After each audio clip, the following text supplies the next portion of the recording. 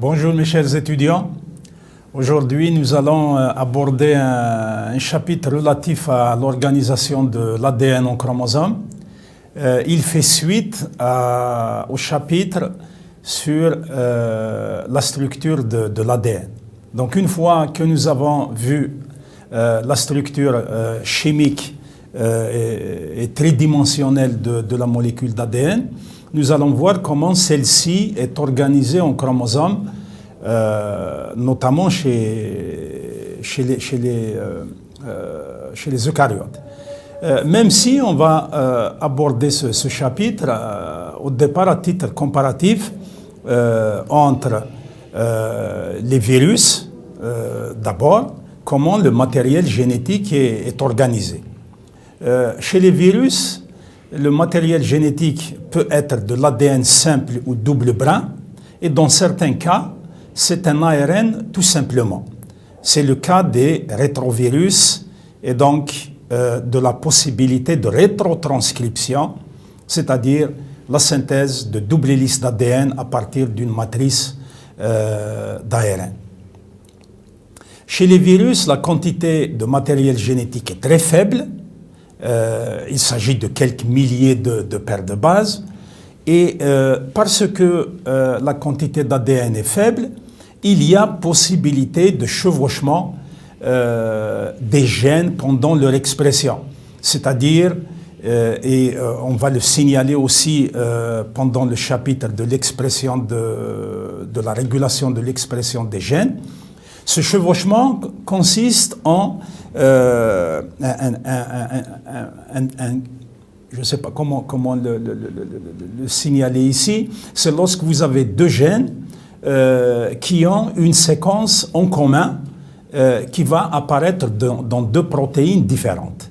Alors que chez les eucaryotes, par exemple, tellement la quantité d'ADN est suffisamment grande, chaque gène est compartimentalisé tout seul. Les virus ne peuvent pas survivre en dehors de la cellule, donc ils sont obligés de parasiter des organismes, des cellules, et pour cela, ils passent par des cycles lytiques ou lysogéniques. Le cycle lytique consiste en l'infection d'une cellule, puis sa lyse après multiplication du virus. Donc, un matériel génétique viral pénètre dans une cellule hôte, il se multiplie à l'intérieur, il forme plusieurs virions, plusieurs nouveaux virus, et à la fin, il fait exploser la cellule, il provoque sa lyse, donc il provoque sa destruction. Ou bien, il suit le chemin de la lysogénie, c'est-à-dire il s'intègre dans le chromosome de la cellule hôte et se réplique au même moment que celle-ci réplique son ADN. Dans le cas des bactéries, la quantité d'ADN est déjà beaucoup plus grande. Il s'agit de quelques millions de paires de bases. Cette quantité d'ADN est organisée en un seul chromosome circulaire. Déjà, la présence d'un ADN sous forme circulaire est en soi une forme d'évolution par rapport au virus, dont certains possèdent un ADN linéaire qui peut se circulariser, bien entendu. Dans ce cas, l'ADN circulaire échappe à la digestion par les nucléases de type exonucléase, parce qu'il est fermé. Chez les bactéries, nous remarquons aussi la présence des plasmides. Ces plasmides sont des entités d'ADN extrachromosomiques, donc elles sont dans le cytoplasme de la bactérie. Ces plasmides renferment quelques gènes, notamment les gènes de résistance aux antibiotiques, mais aussi des gènes de fertilité, comme on peut le voir au niveau de certaines bactéries, ce qu'on appelle le facteur F, qui est en réalité un élément extra-chromosomique, tout comme tous les autres plasmides. Toujours est-il que même si la quantité d'ADN est relativement grande par rapport à celle que l'on trouve dans les virus, il n'en demeure pas moins qu'elle est toujours assez faible. Et c'est pour cela qu'il est possible de réguler les gènes de plusieurs bactéries, plusieurs gènes de plusieurs bactéries, sous forme d'opérants, c'est-à-dire une seule séquence de régulation qui intervient dans l'expression de plusieurs gènes à la fois, qui interviennent dans un métabolisme bien déterminé. On peut prendre d'ailleurs à titre d'exemple par la suite l'opérant de lactose, un ensemble de gènes, 3 gènes plus précisément, qui codent pour des protéines, des enzymes qui interviennent dans le métabolisme du lactose. Chez les eucaryotes, la situation évolue d'une façon extraordinaire. On passe de quelques millions de paires de bases à plusieurs milliards, à des milliards de paires de bases. Donc c'est une quantité d'ADN énorme. Elle est organisée en plusieurs chromosomes, 46 chez l'espèce humaine. Donc vous voyez déjà que la bactérie qui possède quelques millions de paires de bases organisées en un seul chromosome, ici nous avons des chromosomes qui possèdent plusieurs millions de paires de bases. Il y a un noyau, donc l'ADN est compartimentalisé dans un noyau, il est en dehors du cytoplasme et toute sa fonction reste dans le noyau. L'ADN est entouré d'histones, de protéines de type histone et d'autres protéines de type non-histone. Donc il y a une espèce d'association qui n'existait pas chez les bactéries. Une association entre ADN, acide désoxyribonucléique, et des protéines. Ces histones, ce sont des protéines de type basique qui se lient facilement à l'ADN parce que lui-même est de nature acide, comme son nom l'indique d'ailleurs. Chez les eucaryotes, nous avons affaire à plusieurs niveaux d'organisation, à commencer par la fibre élémentaire de l'ADN, puis le nucléosome jusqu'à la chromatide.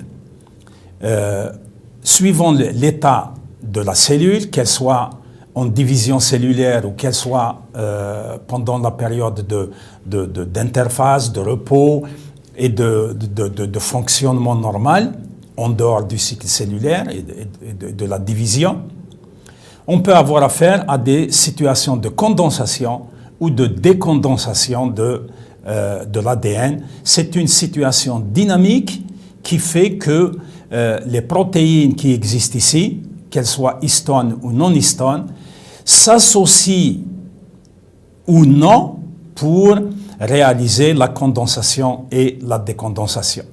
Et on a bien entendu la situation la plus condensée, la plus extrême dans le système de condensation de la molécule d'ADN, c'est le chromosome métaphasique.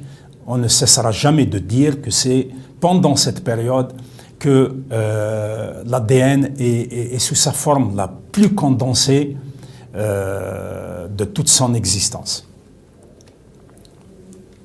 On peut voir ici la comparaison des génomes des virus, des bactéries et des organismes eucaryotes que nous avons aussi, qu'ils soient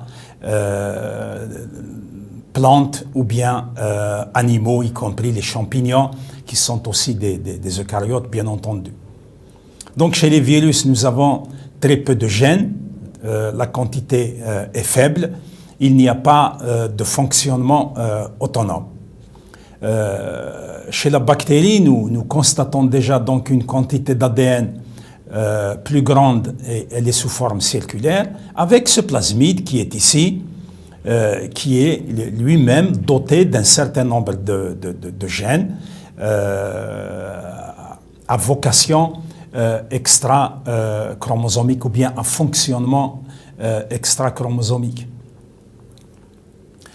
Comparativement aux cellules eucaryotes, Regardez bien, nous avons par exemple une cellule végétale avec la spécificité d'avoir des chloroplastes, ou bien une cellule animale sans le chloroplaste bien entendu, mais avec les mitochondries qui existent à la fois chez les cellules animales et les cellules végétales.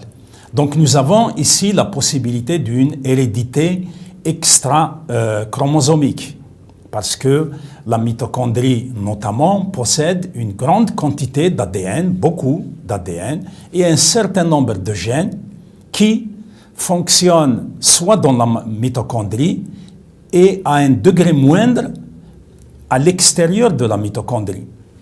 Mais ce que je veux que vous voyez ici, dans cette diapo, c'est la condensation ici, le super-enroulement de la molécule d'ADN.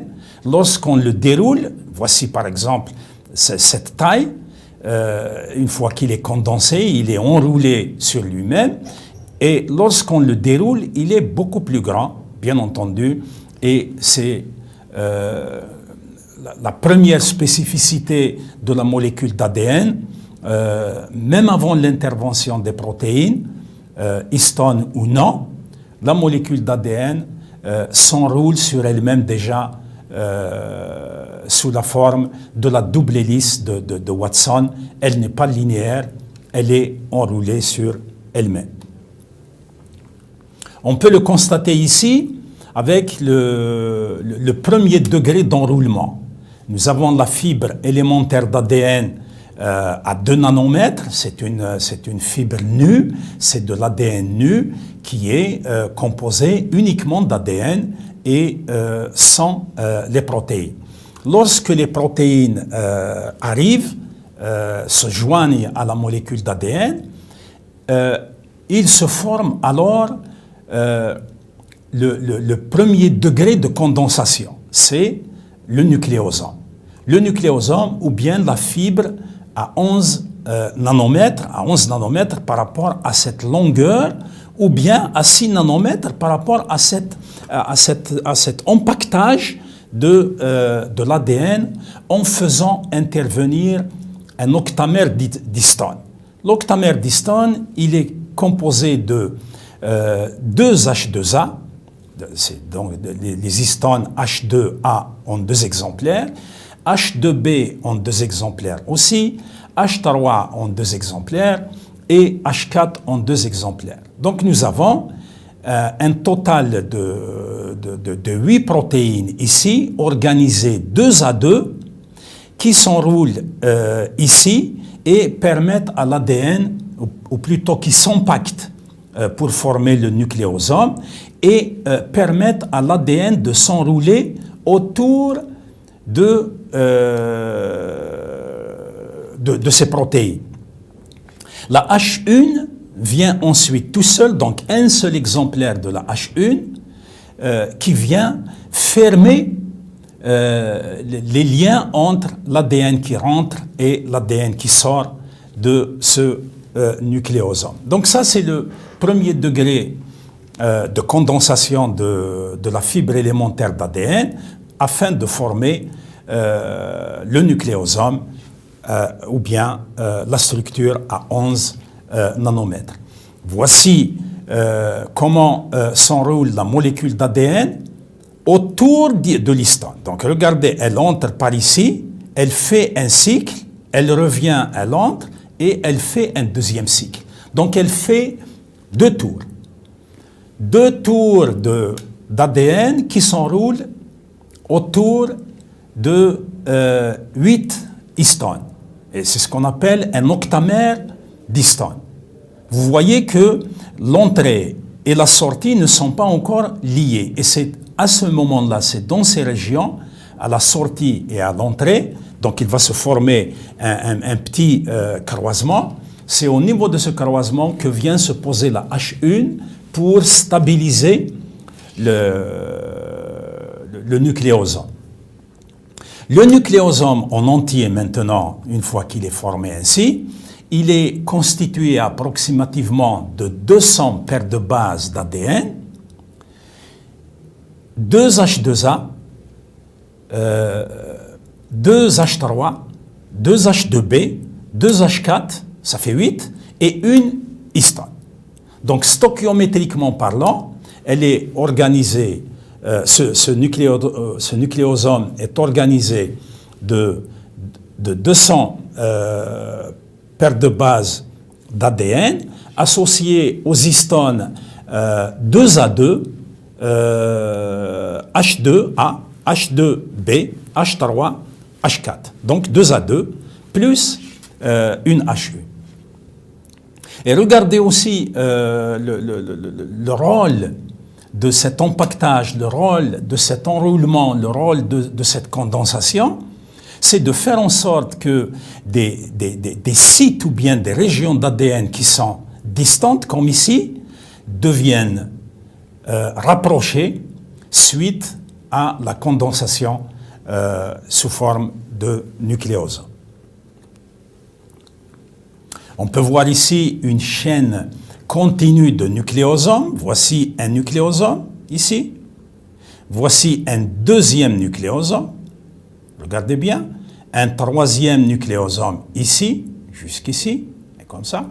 Donc à chaque fois, vous voyez qu'il y a une entrée, un tour, une deuxième entrée et un tour complet. Donc à chaque fois, un nucléosome complet est formé de deux tours de la molécule d'ADN ou bien de la double hélice d'ADN autour de ces fameuses histones. Regardez maintenant comment cette organisation devient encore plus condensée. C'est lorsque nous avons un enroulement hélicoïdal de 6 organisations nucléosomales en solénoïde. Le solénoïde, donc, ça fait 6 nucléosomes organisés ensemble pour former la fibre de 30 nanomètres. Donc, elle est encore plus condensée que le nucléosome tout seul. Donc, regardez ici, voici toujours l'entrée et les sorties, bien entendu, de la molécule d'ADN. Les histones sont à l'intérieur, la molécule d'ADN à l'extérieur.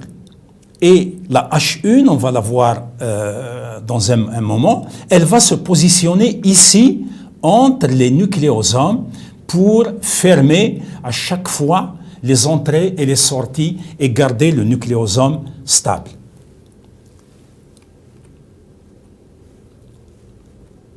Voilà. Donc, ici, nous reprenons l'ensemble de l'organisation qu'on vient de citer, c'est-à-dire la fibre élémentaire d'ADN, ou bien l'ADN, ici, on l'a agrandi en quelque sorte.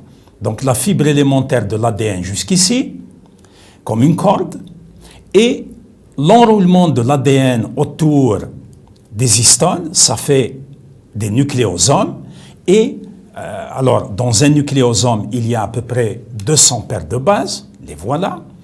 Et l'organisation des nucléosomes sous forme de solénoïdes, puis l'organisation des solénoïdes en boucle, puis l'organisation des boucles à l'intérieur de la chromatide, et le tout se fait le chromosome. Ou bien l'inverse, nous avons un chromosome super enroulé, super condensé pendant la métaphase.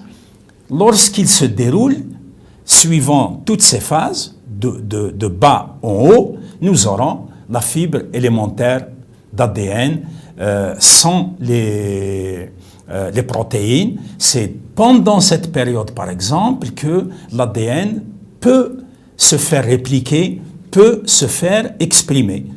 Par contre, dans cette position ici, il est quasi impossible aux molécules ou bien aux enzymes de réplication et aux enzymes de transcription, par exemple, de répliquer ou bien de transcrire un quelconque gène pendant cette phase hautement condensée.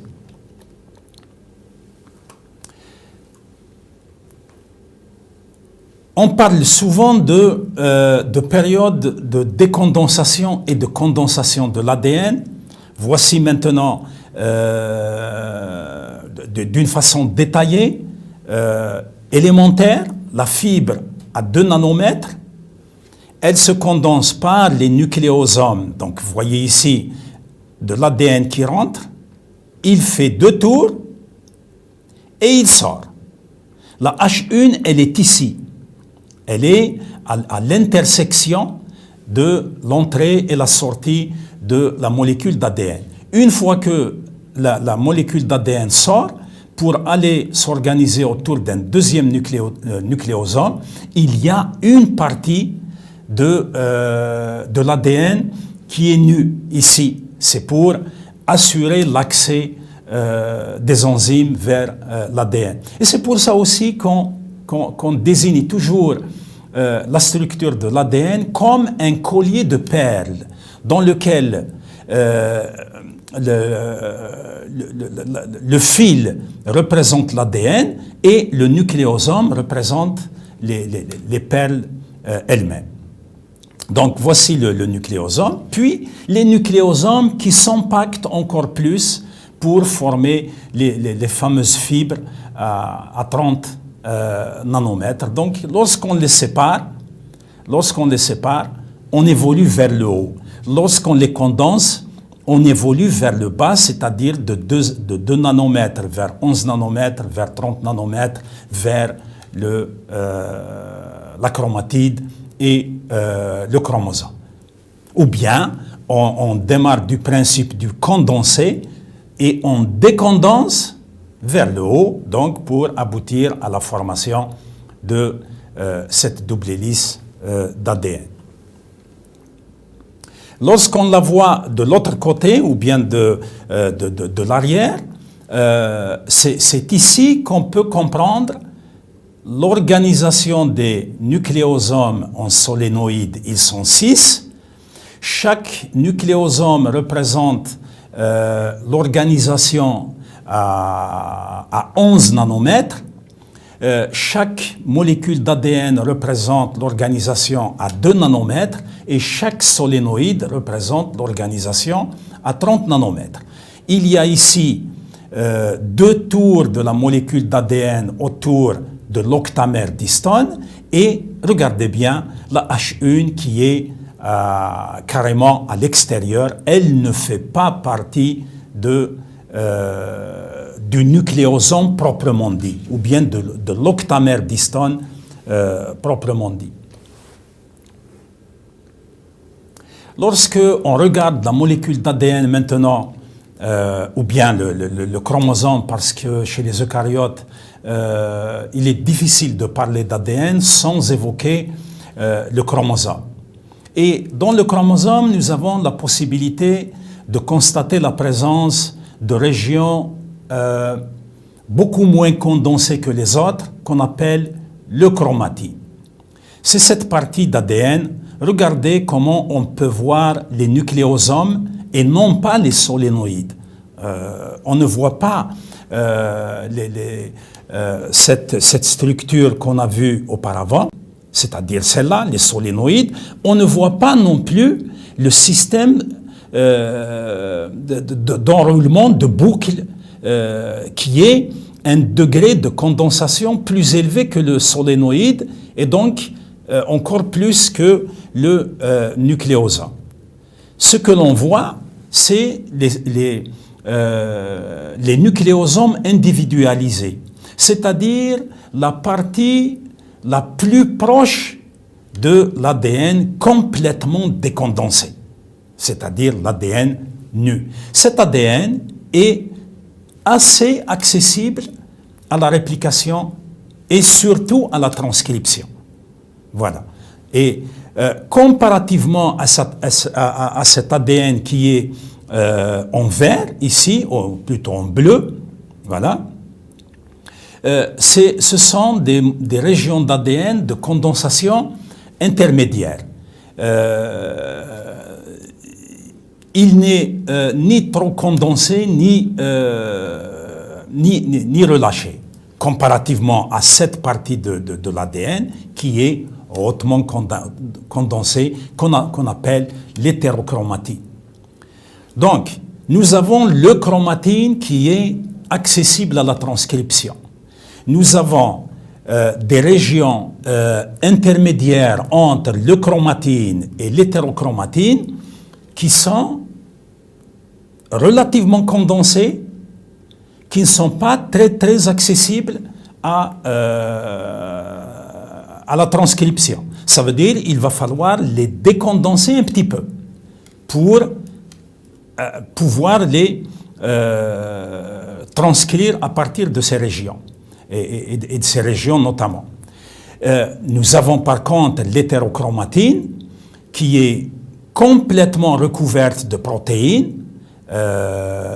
En plus des histones et autres, nous avons d'autres protéines beaucoup plus globuleuses qui s'acharnent sur la molécule d'ADN, qui se regroupent autour de la molécule d'ADN, qui aident à la condensation de cette molécule d'ADN et qui empêchent, bien entendu, l'accès des enzymes de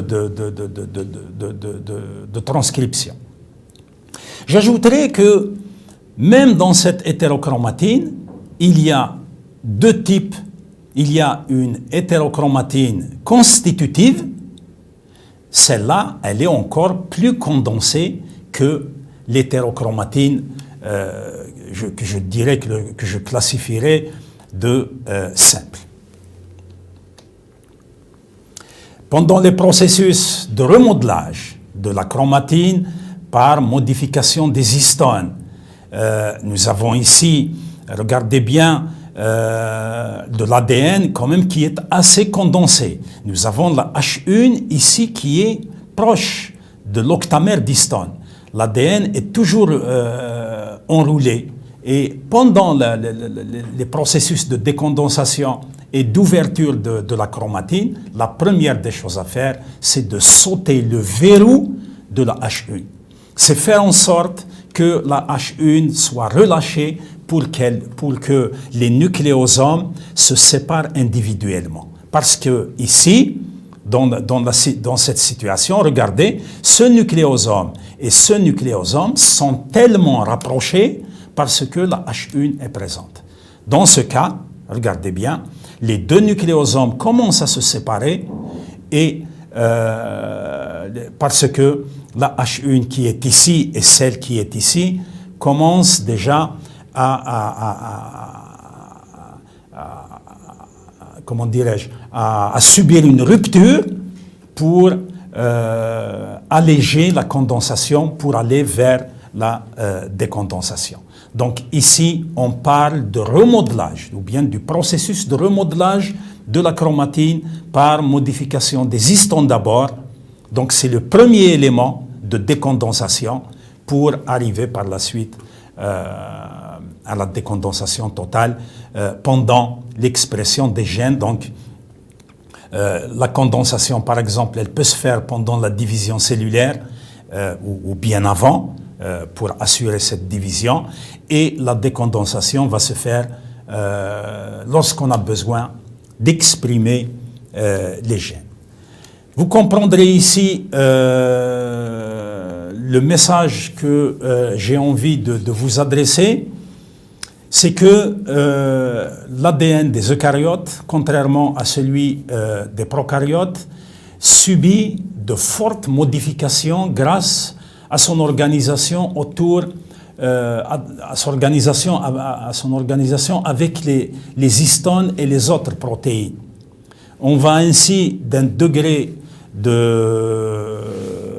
d'organisation de la fibre élémentaire d'ADN à 2 nanomètres qui est la fibre relâchée, longue, qui commence à se condenser, qui commence à adopter un super enroulement, d'abord avec les nucléosomes, puis les nucléosomes s'enroulent autour d'eux-mêmes pour former des structures plus complexes, les solénoïdes, puis les solénoïdes s'organisent en boucles, puis les boucles s'organisent elles-mêmes à l'intérieur de la chromatine qui est la chromatide, pardon, qui est encore plus condensée et pour donner en fin de compte un chromosome métaphasique extrêmement condensé, inaccessible aux enzymes de la transcription, et c'est fait ainsi pour